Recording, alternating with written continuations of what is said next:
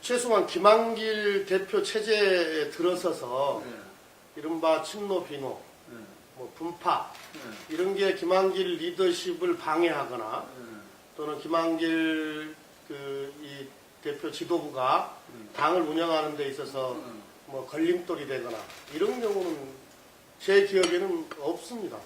그러니까 제가 그건 김한길 대표한테도 말씀을 드렸던 건데요. 김대중 이후에, 김대중 지도부 이후에 지금처럼 지도부에 대해서 공격 안 하는 또는 지도부가 지금처럼 공격을 안 당했던 적이 있느냐. 제가 그런 말씀 드렸어요. 그건 김한길 대표도 인정을 하셨어요. 그건 맞아요. 이랬어요. 근데 왜 신년사에서 그런 말씀을 하셨을까요? 글쎄요. 이게 방금 그 대표님께서도 말씀을 하셨듯이 새누리당 그 다음에 또 뭐 일부 언론 뭐 제가 보기에는 많은 언론이 민주당을 자꾸 친노 비노로 갈라갖고 분열 프레임에 가두어서 민주당과 이 국민들의 거리를 지지를 못 받도록 민주당이 지지를 못 받도록 만드는 작업을 지속적으로 해오지 않습니까? 뭔 일만 터지면은 뭐 민주당의 무슨 뭐 친노, 뭔 일만 터지면 친노. 그건 사실하고 전혀 관계가 없는 거거든요. 그런데 이제 문제는 당 내에도 이 사실에 대해서 정확하게 보지 못하고, 이른바 그 분열 프레임에 빠져 있는 분들이 엄연히 존재하고 있는 것은 사실입니다. 또는 친노를 억지로 이렇게 규정해갖고, 친노를 규정해서 자기 존재감을 만들려고 하시는 분들도 없잖아, 있는 거고요. 상대적으로 자기 존재감. 그렇죠. 그럼 그렇고요. 물론 이제, 이른바 친노라고 하는 게 어디서부터 어디까지가 친노인지는 사실 아무도 몰라요. 저도 잘 모르겠어요. 그러니까 그분들이 말씀하시는 친노가 어디서부터 어디까지 저도 잘 모르긴 하겠습니다만은 혹여 그런 당이 그런 분파가 있다. 분열적 요소가 있다라고 보여지는 데 있어서 이른바 친노로 불리는 분들이 그런 모습을 혹시 보인 것이 있다고 한다면 그건 뭐 자기 반성이 필요할 거라고 봅니다만은 바깥에서 보는 것처럼 그렇게 당이 막 친노 비노 이렇게 나누어서 뭐 죽을 듯이 싸우고 이런 건 아니거든요. 특히 김한길 체제 들어와서는 거의 김한길 체제를 옹호하고 다 따라줬죠.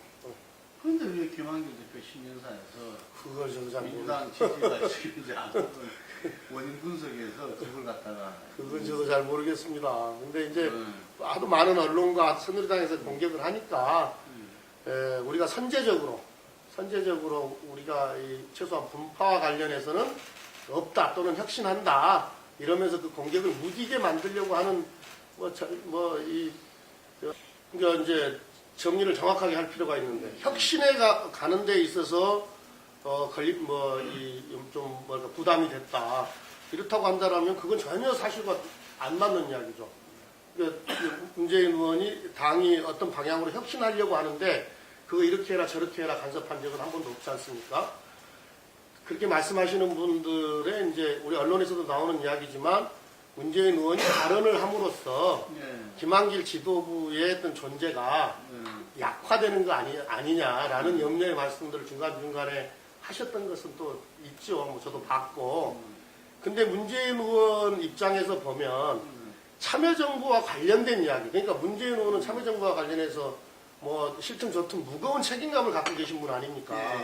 그러니까 참여정부와 관련된 이야기는 본인이 직접 나서서 이야기를 아니할 수가 없는 거죠. 그렇게 이해를 해줘야 되는 거고요. 오히려 저는 이제 지방선거 앞두고 뭐 제가 최근에 이제 그 당의 당직 갖고 계시는 분들한테도 그런 말씀을 드렸었고 또 몇 분의 의원님들한테도 그런 말씀을 드렸습니다만은 오히려 지금은 문재인을 포함하여 우리 당의 지도급 인사들 뭐 손학규 대표도 있고 정동영 전 의장님도 계시고 또 박원순 서울시장도 있고 안희정 송영길 이런 우리 도백들도 계시잖아요. 시도백들도 계시는데 이런 분들이 적극적으로 현안과 관련해서 발언을 해 주셔야 된다. 그것을 장려해 줘야 된다. 그러니까 그걸 김한길 지도부의 이 존재감을 왜소화시킨다 이렇게 볼 문제가 아니고 그렇게 저는 김한길 대표가 절대 그렇게 볼 거라고 보지 않습니다. 그렇게 속 좁게 볼 문제가 아니고 오히려 그럼으로써 어떤 당의 존재감이 국민 속에서 커질 때 오히려 김한길 대표의 이 지도력 이건 살아나는 거죠. 그러니까 김한길 대표의 지도력은 당 지지도가 올라가면 더 커지는 거고요. 당 지지율이 내려가면 더 작아지는 거죠.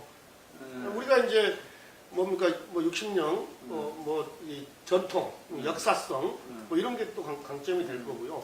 그다음에 또 전국적으로 이 수많은 이 당원들, 당원 이 인력 풀, 그다음에 국회의원을 포함해서 시도의원 또 단체장 이게 우리 자산 아닙니까?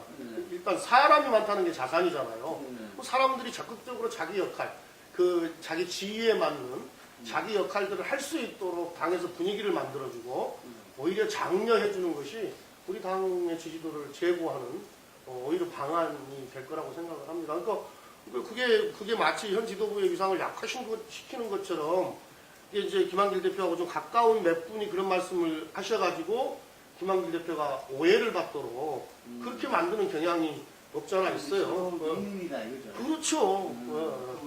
그분들은 이제 사실상 정당 공천 폐기 안 하겠다. 이제 이거 사실상 선언한 건데요. 그러니까 이제 박근혜 정부의 문제점이 다 그런 거예요. 뭐냐면 공약을 내걸 때, 그럼 그거 검토 안 했냐는 거예요. 공약을 걸 때. 그게 지금 다른 공약들도 파기하거나 후퇴한 게 되게 많지 않습니까? 자꾸 돈 문제를 이야기를 하잖아. 예를 들면 기초연금 전 노인들한테 20만 원씩 다 드리겠다 해갖고 70%로 축소시킬 뻔했잖아. 이유가 돈이 없다는 거 아니었습니까? 딱 둘 중에 하나잖아요.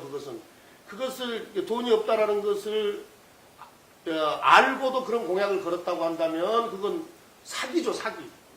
완전히 국민들한테 사기친 거죠. 모르고 돈이 없다라는 것을 우리 국가 재정이 그 정도를 감당할 수 없다라는 것을 모르고 공약을 걸었으면 뭐죠? 그것은 무능한 거죠. 그렇죠. 그 정도도 내다보지 못하는, 그 정도도 계산하지 못하는 정도의 능력밖에 안 되는 사람들이 지금 정권을 잡고 있다는 것을 스스로 자인하는 거죠. 문재인 후보도 그 공약을 검토하지 않았겠습니까? 전 국민한테 드리면 다 좋아하는데 원래 우리가 또 보편적 복지인데 우리가 근데 우리가 그걸 축소해서 공약을 걸었던 이유는 재정 문제 때문에 그랬던 거거든요. 그 재원을 어떻게 마련할 예. 거냐 이렇게 물어봤었죠. 예. 우리는 국가 재정이 현재 수준에서는 감당할 수 없다라는 것을 잘 알고 있었기 때문에 일부 축소해서 우리는 공약을 걸었던 거 아닙니까?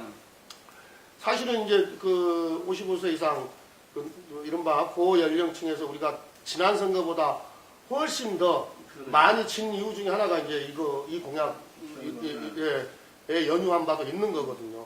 그러니까 무능하거나 사기친 건 둘 중에 하나예요. 그러면 기초선거와 관련해서 정당 공천제 폐지 공약을 걸었는데 공약을 걸 때 그러면 이게 위헌 소지가 있냐 없냐를 따져봤어야죠. 그럼 위헌 소지 왜냐하면 옛날에 정당 표방 금지가 위헌이다라고 하는 판결을 받았지 않습니까? 그러면 이게 비슷한 거거든 이게 좀 아주 따지면 좀 다르긴 하지만. 그 다음에 이건 위헌과 관련한 문제는 헌법과 관련한 문제 아닙니까? 그럼 우리가 헌법 제8조에 보면 정당활동의 자유, 이제 설립의 자유가 우리가 보장이 되어 있잖아요. 그러면 이 정당 설립의 자유가 보장됐다라고 하는 것은 활동의 자유를 포함한다. 이렇게 이제 해석할 수 있지 않습니까?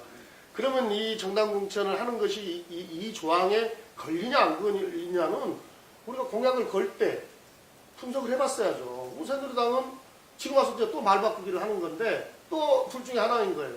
뭐냐면은 사기친 거 아니면 무능했던 겁니다. 이게 위헌 소지가 되냐 안 되냐도 따져보지 않고 했다고 한다면 그건 되게 무책임하고 무능했던 거고요.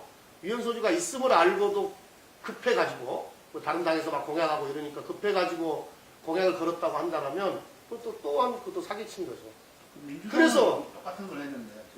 그래서 이제 우리 당에서 수정 제안을 그런 제기가 있으니 수정 제안을 한 거 아닙니까? 뭐냐면은 우리가 국민과의 약속은 천금같이 소중한 거니까 이게 뭔가 1년밖에 안 지났잖아요. 공약을 건 지가 무슨 이게 막 2년, 3년 지난 것도 아니고. 그러니까는 그럼 좋다 위헌 소지가 있다고 한다면 그것도 검토해볼 시간이 필요하니까 이번에 한해서만 그러면 양당이 정치적 결의로 법 바꾸지 말고 공천하지 말자. 이렇게 우리가 수정 제안을 했잖아요. 근데 그마저도 못 받고 있잖아요. 안 받고 있어요. 예. 법 바꾸지 말고 니들이 위헌 소지가 있어서 정당 공천 폐지를 못 받겠다고 하니 그러면 법을 바꾸지 말자. 그냥 너네하고 우리하고 새누리당하고 민주당하고 그냥 양당이 정치적 결의를 해갖고 보면 공천을 하지 말자. 진정성이 있다면 그건 받아야죠. 그건 위헌 소지하고 아무 관계가 없잖아요. 예. 그러니까 정치는 뭡니까 전략과 그러니까 정당의 이익을 전혀 배제할 수는 없으나 국민을 상대로 하는 게 정치 아닙니까? 국민과 함께하는 게 정치 아닙니까? 진정성이 있어야죠. 진정성이. 그 오픈 프라이머리는 지난 우리가 대선 전에 법으로 바꿔서 하자고 우리가 제안한 적이 있잖아요. 그렇죠. 그때는 거부했잖아. 원래 오픈 프라이머리를 하려면 전국적 단위로 크게 벌어지는 대통령 선거가 맞죠. 아니 기초의원 후보 추천하는데 그걸 오픈 프라이머리로 전국 단위에서 한번 진행을 한번 해본다고 생각을 해보십시오. 지금 우리 선관위 역량이 그걸 다 감당할 수가 있어요? 동 단위에서 이루어지는 것을 그러니까 그것은 정당공천제의 폐지와 관련해서 이 약속을 공약을 파기하는 데 있어서 물타기를 하고 있는 거죠. 이게 시선을 옮겨가는 물타기를 하고 있는 거죠. 셋 다 고민이죠. 새누리당도 고민, 민주당도 고민, 뭐 아직 안 생긴 민주당이 고민이죠. 안철수 신당도 고민. 민주당은 지금 두 군데 서울 인천 현직이 있잖아요. 우리가 이게 새누리당부터 이야기를 할게요. 새누리당 정당 지지율이 높습니다. 근데 이놈의 후보만 집어넣어서 붙이면은 다 깨지는 거 아닙니까 지금? 세 군데가 다. 하다못해 경기도마저도. 당연히 고민스럽죠. 우리 민주당도 고민이 있는 겁니다. 뭐냐면은 후보는 다 이기는데 정당 지지율이 낮잖아요. 그래서 과거적으로 이제 선거가 한참 치러질 때 이 낮은 정당 지지율이 후보의 발목을 잡을까봐 고민이 좀 있는 거죠. 물론 저는 정당 지지율이 계속 이 상태로 머무르라고 보지는 않습니다. 그래서 선거 임박해 가면 어느 정도 조정되리라고 보는데요. 그렇죠. 네, 현재 시점에서는 그 고민이 있는 거죠. 네. 지금은 뭐한 20%가 안 되니까. 20%쯤 되니까. 그러면 그러면은 그럼 안철수 신당은 꽃놀이 패냐? 거기는 고민이 더 심한 거죠. 거기는 후보 내봤자 지금 단계에서는 내봤자 수도권에서 다 3등 아닙니까? 사람도 없잖아요. 다 3등이고 안철수가 뭐 전 지역의 후보고 안철수 의원이 전 지역의 후보가 되는 것도 아니고 근데 전 지역에서 다 3등 나면 끝이죠. 누가 이런 발언을 했다, 누가 저런 발언을 했다. 그래서 거기에 뭐 우리가 민감하게 반응하고 그럴 필요는 없다고 봅니다. 예를 들면 윤여준 장관이 어제 그런 말씀을 하셨다고 한다면 또는 안철수 의원이 뭐 후보 반드시 낸다 이런 말씀 하셨다고 한다면 지금 시점에서는 당연히 하실 수 있는 말씀이죠. 왜냐하면 지금 후보 안 낸다고 하면 누가 새정치위원회인가 뭐 거기에 누가 함께 하려고 하겠습니까? 대체적으로 선거 앞두고 정치결사체가 만들어질 때는 후보군들이 모이는 거거든요. 후보군들이. 그 후보군들이 안 모이면 당이 안 만들어지는 건데 중요한 광역 단위의 서울시장을 포함하여 광역 단위 후보 안 내겠다 이래버리면은 당연히 사람들 안 모이죠. 그러니까 지금 그렇게 말할 수밖에 없는 거죠. 근데 정작 그게 현실화 되느냐 하는 문제는 좀 두고 봐야 하는 문제가 있죠. 아까 말씀드렸듯이 냈다가 다 3등 남는데 그 3등 나면서 어떻게 보면 야권을 아주 어렵게 만들었다. 야권을 이 새누리당에 어부지리를 줬다. 이랬을 때 그 국민들로부터의 책임, 혹은 야권 지지자들로부터의 책임, 이거 자유로울 수가 없거든요. 근데 저는 훨씬 더 고민이 깊을 거라고 봅니다. 국민이 이제 그렇게 볼지, 아니면 다른 흐름을 만들어 주실지는 지금 예측할 수가 없죠. 민주당 입장에서는 설령 안철수 그 새정치위원회에서 후보를 낸다고 하더라도 다 이길 수 있는, 그러니까 새누리당도 이기고 그 새정치위원회 후보도 이기는 이런 후보와 전략, 공약 이런 걸 짜서 독자적으로 이길 준비를 지금부터 해야 되는 거죠. 가능성 제로. 저는 그렇게 봅니다. 그렇게 김상훈 교육감님 심지가 낮은 분이 이 낮은 분이 아닙니다. 그렇게 약한 분이 아닙니다. 심지 고든 분이에요. 그러니까 이제 뭐 많은 여론조사, 저희들도 이제 지금 현재로서는 여론조사만 보고 판단할 수밖에 없지 않습니까? 그 다음에 이제 그거에 근거해서 지역 민심을 좀 보는 거 아니겠어요? 지금 양당의 지금 후보분들을 이렇게 경쟁을 시켜보면 저희 쪽 후보들이 상당히 우세하게 나오고 있는 것은 사실입니다. 그러나 이제 정당 지지율이 우리가 또 새누리당보다는 낮기 때문에 또 우리 약점은 또 엄연히 현실로 존재하는 거고요. 근데 이제 우리가 하나 봐줘야 될 것이 김문수 지사가 뭐 여론조사에서 많이 나온다 이렇게 이야기를 하는데요. 김문수 지사 8년 도정이요. 딱 속살을 딱 까놓고 보면 아주 엉망입니다. 무능했고 불량했고. 무능했고 불량했고요. 뭐 하여튼 삽질하고 뭐 제대로 해놓은 거 하나도 없어요. 뭐 MOU 맺고 제대로 만들어 놓은 거 하나도 없습니다. 그러니까 그 대표적인 이제 지수가 뭐냐면 그 우리가 만든 지수가 아니고 한국은행 경기지부에서 작년 4월 달에 보고서를 하나 냈어요. 그걸 보면 5개 권역으로 이제 예를 들면 서울권, 경기권, 충청권, 영남권, 호남권 이 5개 권역의 GRDP를 조사를 해놨어요. GRDP 성장률 김문수 지사 8년 동안 꼴등입니다. 경기도가. 모든 입지적 조건으로 보면 경기도가 가장 우수한 지역 아닙니까? 제일 유리한 지역 아닙니까? 그럼에도 불구하고 GRDP 성장률 꼴등이에요. 그러니까 어떻게 보면은 이 동력이 많이 꺼진 겁니다. 김문수 지사 8년 동안. 그 다음에 그 결과로서 어떻게 되었냐? 지금 올해 작년 연말에 예산을 세울 때 경기도 그 재정 손실이 1조 5천억이 났어요. 재정 손실이 1조 5천억이 났습니다. 근데 그 중에 한 1조 가까이가 이 부회부채예요. 부회부채. 그러니까 근데 이미 이 징후는 한 3년 전, 3, 4년 전부터 이게 왔더라고. 그럼 그때부터 이거 관리를 해 들어갔었어야 되거든요. 근데 퍽 터진 거예요. 무슨 부채라고? 부회부채, 장부회 부채. 장부에 기록되지 않는 부채. 사실상 군식회계죠. 그런 것도 있습니다. 이거로 있습니다. 예를 들면 경기도 교육청에 줘야 될 돈, 각 지방자치단체에 줘야 될 돈, 이걸 경기도가 닦아 써버린 거예요. 도에서. 그리고 장부에 기록을 안 해놓은 겁니다. 그리고 부회부채죠. 일종의 분식회계입니다. 그리고 우리 민주당의 경기도 의원들이 다 찾아낸 거예요. 이게 불량하다는 겁니다. 그건 불량한 거죠.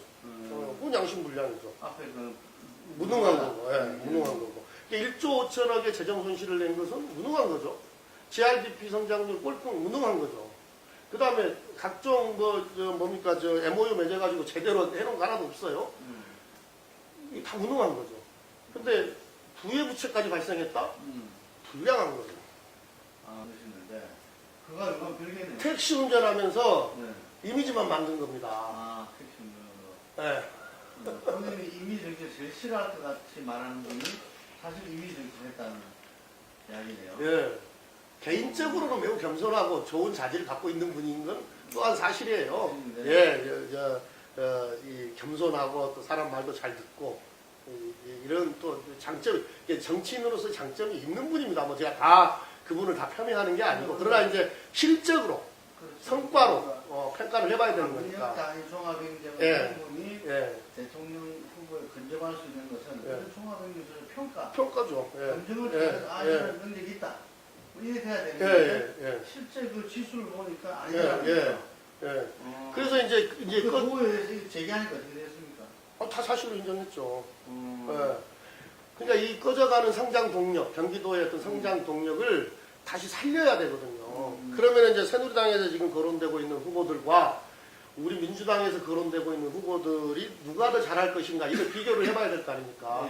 근데 누가 보더라도 민주당의 후보들이 훨씬 더 잘한 후보들이죠. 왜냐하면은 다 나름의 성과를 냈던 사람들이니까. 김진표 의원은 부총리 2번 하면서 그 큰 날, 그것도 어렵다고 하는 경제와 교육 아닙니까? 경제와 가장 중요한 이 두 축과 관련해서 국정을 운영해 본 경험이 있고 또 상당한 성과를 냈던 분이기도 하고 또 원혜영 후보 같은 경우에도 원혜영 의원 같은 경우에도 뭐 사선 의원으로서의 경륜 뭐 이런 거 있지만 부천시장을 2번 하면서 그 존재감이 없던 부천. 옛날에 부천은요, 이게 서울도 아니고 인천도 아니고 경기도도 아니고 뭐 이런 데였어요. 이게 전화번호는 인천 전화번호 쓰고 생활권은 서울이고 소재지는 행정구역은 경기도고 이게 정체성도 없고 존재감도 없던 데입니다, 여기가. 근데 원혜영이 6년, 원혜영 시정 6년이 부천을 완전히 바꾸는 거 아닙니까? 완전히 뭐, 성장 잠재력도 그렇지만, 이 문화도시, 딱 만들어 놓고, 그래서 부천 사람들이 부천 시민을 자부심을 갖게 만들어 놓은 거 아닙니까? 이런 뚜렷한 성과가 있는 거예요. 또 어저께 또 출마 선언했던 김창호 전 국정홍보처장은 또 온 국민이 다 아는 또 뭡니까 저 다부짐과 이 결단력 이런 게 있는 분이고 해외는 저는 그 피해갈 문제 아니라고 봐요. 아, 예. 그래서 이제 정면으로 우리가 대응을 해야 되는데 저는 사실과 성과를 가지고 있는 사실과 성과를 가지고 정면으로 대응해야 된다. 저는 이렇게 생각을 합니다. 설명성이 있잖아요. 이제 거기다가 이제 뭐 또 하나 플러스 해야 될 게 있는데 예컨대 지금 이명박 정부, 박근혜 정부에서 저 재정 지출에 있어서 국방비 인상 매해 평균 4%예요. 지금 올해 박근혜 정부는 3.8%밖에 되지 않을 겁니다. 하여튼 4% 언저리예요. 노무현 참여정부 5년 동안 국방비 평균 신장률이 8%입니다. 자기 국방의 기치 높이 들고 국방비 그만큼 늘려는 계속 늘렸던 사람들 보통 아는 거 완전히 반대죠. 여기가 이명박 정부나 박근혜 정부 훨씬 더 국방비 더 이게 신장률이 높을 거다 이렇게 보는데 노무현 정부가 훨씬 더 높습니다. 2배 높아요. 무슨 정부가 하는 사람 안보에 취약한 정부가 어떻게 국방비 신장률을 그렇게 높게 잡겠습니까? 이런 게 있는 거고요. 사실을 제대로 알려야 된다. 그렇죠. 그 다음에 근데 우리 당원들이 이런 말을 잘 안 해요. 그 다음에 또 하나는 뭐냐면은 김대중 정부, 국민의 정부는 2차례 서해 교전이 있었어요. 네. 우리도 피해가 있었지만 거의 다 침몰을 시켰잖아요. 격퇴를 해버렸잖아요. 그리고 NLL을 굳건히 시켰지 않습니까? 노무현 정부 5년 동안 휴전선 155마일을 포함하여 NLL까지 다 포함하여 이제 휴전선 155마일, NLL 전 구간에서 남북 대치된 전 영역에서 단 한 건의 분쟁도 없었습니다. 교전도 없었습니다.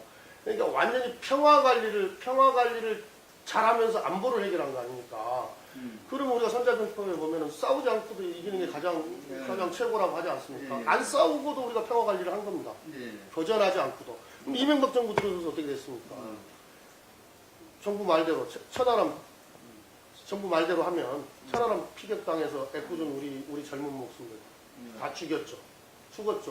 연평도에 해방 이후에 최초로 그러니까 6.25 이후에 해방 이후가 아니고 6.25 이후에 최초로 우리 영토에 폭탄을 맞은 거 아닙니까?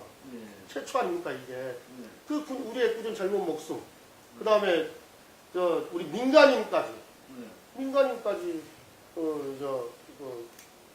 목숨을 잃게 만들었던 정부 아닙니까? 저는 절대로 새누리당 정권이 안보 문제와 관련해서는 큰 소리 칠 수 없다. 큰 소리 쳐서도 안 되는 정부다. 그렇게 생각합니다. 저는 언론 탓도 크다고 보는데 자꾸 이걸 규정을 해요. 그러니까 민주당을 포함한 진보 정권은 이 안보에 무능하거나 또는 안보에 이 관심이 없거나 이런 걸 자꾸 프레임을 만드는 거죠. 물론 이제 우리도 훨씬 더 안보에 관심 있고 안보와 관련해서는 철저하게 하려고 한다. 이런 자세도 보여줄 필요는 있는 거죠. 김한길 대표 신년사가 신년 기자회견이 총론 중심으로 되어 있어요. 그러니까 강론까지 풍부하게 하신 건 아닙니다. 아마 이제 그 단계별로 하시려고 하는 거 아닌가 이렇게 이해를 하는데요. 그러니까 햇볕 정책 수정 문제도 구체적으로 무엇을 어떻게 수정해야 된다는 말씀을 안 하신 걸로 제가 알고 있거든요. 언론적으로 말씀을 한 것이죠. 그럼 시대 상황이 변하면 모든 정책은 다 업그레이드 시키는 게 맞는 거죠. 뭐 그런 측면에서 이해하는데요. 이제 내용을 제가 몰라서 이렇게 말씀드리는지 모르겠지만. 근데 지금은 우선 급한 게 햇볕 정책의 복원이죠. 햇볕 정책의 복원. 이게 훨씬 더 급한 거죠. 그렇죠. 예. 지금 햇볕 정책이 시행되고 있으면 예. 그런 이야기가 뭐 의미가 있는데 예. 지금 전혀 그것과는 180도 다르고 지금 예. 하고 있는데 그렇게 이해가 그래서 아마 이제 김한길 대표께서는 그러니까 김대중 노무현 정부 수준의 그런 수준의 햇볕 정책은 지금 이제 박근혜 정부니까 우리가 정권을 맡고 있는 게 아니기 때문에 그 정도의 높은 수준의 햇볕 정책을 복원하기가 되게 힘들다, 현실적으로. 그러니까 박근혜 정부 하에서 할 수 있는 햇볕 정책이라도 좀 하자. 좀 수위를 낮춰서라도 하자. 뭐 이런 뜻으로 말씀하신 거 아닌가, 그렇게 이해를 합니다. 글쎄요, 이제 저도 이제 그게 고민입니다. 그게 정말 필요하죠. 그러니까 이제 이번 지방선거에서, 뭐 두 개 다 저는 경계해야 된다고 보는데, 하나는 이 근거 없는 낙관, 근거 없는 비관, 이 두 개 다 경계해야 된다고 보는데요. 저는 이게 우리 야당에, 그러니까 뭡니까, 여당이든 야당이든 새누리당이든 우리 당이든 집 앞에 철조망을 쳐놔도 뚫고 나와서 투표하실 분들은 하시죠. 절대적 지지층이 있는 거죠. 그게 이제 새누리당이 볼륨이 조금 우리보다 크죠. 그게 우리가 좀 작죠. 그럼 우리 당이 나머지 지지는 우리 당은 어떻게 채워져 있냐면은 조건부 지지 또는 뭐 비판적 지지 이렇게 채워져 있는 거죠. 그래서 이분들이 투표장에 나오면 균형이 맞거나 또는 우리가 이기거나 이렇게 되는 거고, 이분들이 투표장에 안 나와 버리면 우리가 지죠. 그게 이제 우리가 몇 번의 선거를 통해서 확인을 했지 않습니까? 그러면 이제 투표장에 나오는 이유는 네거티브한 이유가 있고 포지티브한 이유가 있지 않습니까? 저쪽이 싫어서 심판하기 위해서 나오는 수가 있는 거죠. 근데 이게 절대적 요인은 아닌 거죠. 필요 충분 조건이 안 되는 거죠. 뭡니까? 포지티브한 이유가 있어야 되는 거죠. 내가 나갈 이유가 있어야 되는 거죠. 어떤 게 마음에 들어서. 후보가 마음에 들든, 후보의 정책이 마음에 들든, 무슨 당이 마음에 들든, 그래도 마음에 들어서 나와야 될 이유가, 포지티브한 이유가 있어야 하는 거죠. 요걸 개발하는 것. 지금 네거티브한 이유는 매우 지금 쌓여가고 있다고 생각을 합니다. 그러니까 저쪽을 심판하기 위해서, 혼내주기 위해서 투표장에 내가 가야 되겠다. 이것은 쌓여가고 있다고 봐요. 근데 이것만 갖고는 부족합니다. 바로 이 포지티브한 이유를 만들어내야 되는데, 2010년과 같은 방금 예로 드셨듯이 지금 사실 우리 당 그 고민이 있습니다. 솔직히 말씀드리면 고민이 있습니다. 왜냐하면은 지금 여전히 시대 정신은 우리가 아직 완성하지 못한 그 친환경 무상급식으로 시작된 사람 중심의 여러 가지 복지 정책이거든요. 복지의 확대거든요. 복지 국가로 가는 길이거든요. 이게 여전히 우리 사회를 관통하는 시대 정신인데, 이게 두 번, 세 번의 선거를 치르면서 많이 희석화돼 버렸어요. 더더욱이나 아까 말씀하셨듯이 박근혜 대통령이 후보 시절에 그냥 마치 자기 것인 양 지키지도 못할 거면서 막 침 나발라가지고 이상하게 만들어 놔버려가지고 이게 이제 새롭게 안 느껴진다는 거죠, 국민들한테. 근데 여전히 이건 시대 정신인 거고.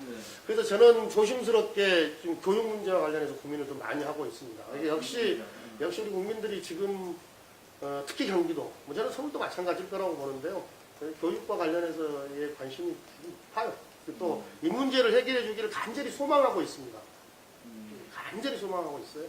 그것은 고소득층은 고소득층대로 고민이 있는 거고요. 또 저소득층은 저소득층대로 아픔과 서름과 고민이 있는 거고요. 이걸 좀 집중적으로 연구를 좀 해볼 생각입니다. 부정선거 맞죠? 당연히 부정선거 맞죠.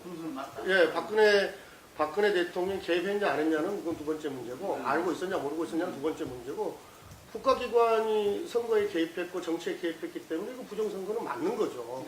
그러나 이제 박근혜 대통령의 퇴진, 이 문제하고는 좀 다른 거죠. 조금 좀 달리 봐야 되는 것이 있는 거죠. 이미 선거 끝나고 6개월이 지났습니다. 그 다음 박근혜 대통령이 관여했냐 안 했냐를 실증할 수가 없어요. 지금 현실적 수단으로서. 그러니까 퇴진 요구를 정당에서 할 수는 없는 거죠. 민주당에서 할 수는 없는 거죠.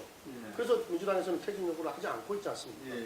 지금 사과하고 재발 방지 대책, 책임자 처벌, 뭐 이런 거죠. 그 다음에 제도 개선. 우원식 최고위원 같은 경우에 이명박 대통령 수사를 요구를 했고요. 수사하는 게 맞죠? 아니, 이제 당 차원에서.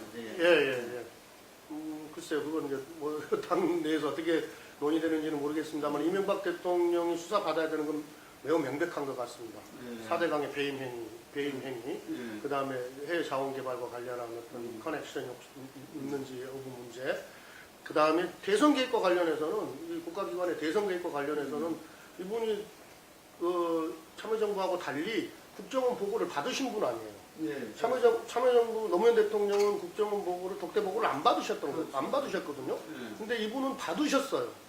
원세훈한테 받으셨다고. 그때 이게 보고가 됐으면 그건 이명박 대통령 책임이 있는 겁니다. 그러니까 수사를 피해갈 수가 없어요. 그러니까 박근혜 대통령이 수사를 해야 됩니다. 이제 하라고 지시를 해야 됩니다. 검찰은 수사를 해야 됩니다. 예. 이게 안 하고 있는 게 지금 직무유기죠. 직무유기니까 이게 명백함에도 불구하고 수사 지시를 안 하고 있고 검찰이 수사를 안 하고 있으니까 박근혜 대통령에 대한 어떤 이 국민의 불신 이게 더 높아지는 거고 스스로 의심을 강화하고 있고 이런 거죠. 이 그럼 국정운영에 전혀 도움이 안 말하자면 되는 거예요. 예. 대선기 특검이 이루어진다면은 그때는 수사 대상으로 당연히 이명박 대통령이 될 수밖에 없겠네요. 당연히 되는 거죠. 그걸 아마 물론 이제 본인들의 연관성, 현 정권과 관련한 연관성들도 의심되는 몇 가지들도 있지 않습니까? 네, 그것도 물론 그렇게 확대되는 것이 두려움도 있을 거고요. 그 다음에 이제 이명박 대통령에 대한 수사, 이게 조금 더 불편한 거 아닌가 하는 그런 의심도 갑니다. 예, 그러니까, 9월 달에 단독 면담할 때, 단독 미팅 할 때 무슨 이야기가 오고 갔는지에 대한 이야기들이 좀 있지 않습니까? 예. 그 이후로 좀 달라졌대요. 예. 또 그 이후에 집중적으로 된 거거든요. 대선 개입이. 예. 이명박 정부 때부터 시작이 된 건데요. 이 박근혜 정부가 박정희 대통령, 아버지에 대한 빨리 부담으로부터 빨리 박근혜 대통령을 벗어나야 된다고 봅니다. 그러니까 이 박정희 대통령의 18년, 이걸 자꾸 옹호하려고 하다 보니까 독재를 미화시키는 거예요. 독재를. 그 다음에 이제 우리가 해방 이후에, 이른바 친일파가 청산되지 못하고 친일파가 계속 정권을 잡아온 역사가 있지 않습니까? 그게 저는 현재까지 이어지고 있다고 보거든요. 새누리당 내에서, 새누리당에서. 그러니까 자꾸 그 친일 부역, 이걸 자꾸 이게 미화시키는 거예요. 이게 이른바 식민지 근대화론의 뿌리를 두고 있는 거 아닙니까? 그러니까 박근혜 대통령이 역사에 남는 대통령이 되려고 한다면 저는 여기로부터 빨리 전련할 필요가 있다. 그리고 우리 역사를 바로 세울 필요가 있다. 이렇게 봅니다. 그렇게 빨리 의식 전환을 했으면 좋겠다. 본인을 위해서도, 대한민국을 위해서도, 또 자라나는 우리 후세들을 위해서도. 근데 자꾸 여기에 집착하다 보니까 이런 괴물 같은 교과서가 나온 겁니다. 이건 교과서라고 볼 수가 없어요. 저희들이 다 분석을 했습니다만은. 내용 보셨죠? 예. 이건 말도 안 되는 거 아닙니까? 말도 안 되는 내용 투성이잖아요. 그 다음에, 그러니까 사관에도 문제가 있고, 식민지 근대화론에 입각한 이 역사 서술도 문제가 있고, 그 다음에 독재를 미화한 역사 서술도 문제가 있어요. 근현에서만 보면 문제가 있는데, 일반적으로 교과서가 지켜야 할 품격, 이것도 완전히 어긋나 있습니다. 저희 몇 번의 언론 보도도 얘기도 했습니다만은 세상에 이 자료 출처가 한 절반이 이 포털에서 긁어온 거예요. 포털에서 그냥 긁어다 썼어요. 근데 교육부의 이 교과서 지침에 보면 분명하게 자료 출처가 학술 논문 수준의 이 자료 출처가 명기되도록 요구하고 있어요. 그럼 어떤 논문이 포털 구글이나 네이버나 다음이나 이런 포털에서 그냥 긁어다가 출처가 여기다라고 쓰면 어떤 논문이 통과가 되겠습니까? 통과가 안 되죠. 그러니까 이건 애초에 검증을 통과할 수 없는 교과서였습니다. 근데 통과가 됐다. 여기서부터 다 이 문제가 출발하는 거예요. 그리고 통과되니까 이 교학사 교과서를 어떻게든 살려보려고 교육부가 몇 번의 이 방침을 바꾸는 게 계속 나오잖아요. 지금 급기야 어디까지 가버렸느냐? 인쇄본하고 승인본이 틀려요. 최종적으로 지금 교과서가 나왔잖아요. 이 인쇄본과 교육부가 최종적으로 승인한 승인본이 틀립니다. 여기까지 와버린 거예요. 여기까지. 그러니까 법 위에 대한민국 교육부 위에 교학사 교과서가 있는 거예요.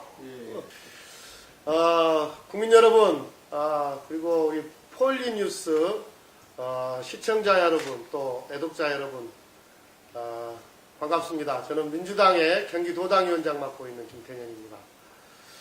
우리 국민 생활이 여러 가지로 어렵습니다. 또 걱정스러운 것이 되게 많습니다.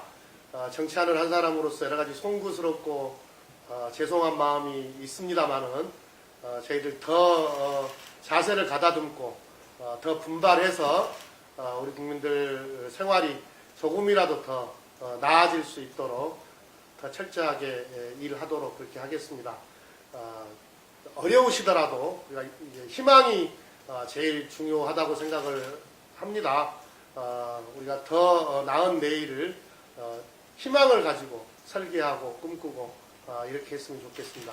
올해 이제 연초인데요. 좋은 계획 잘 세우시고 다 성취하시는 그런 축복의 한 해 되시기를 기원합니다. 감사합니다.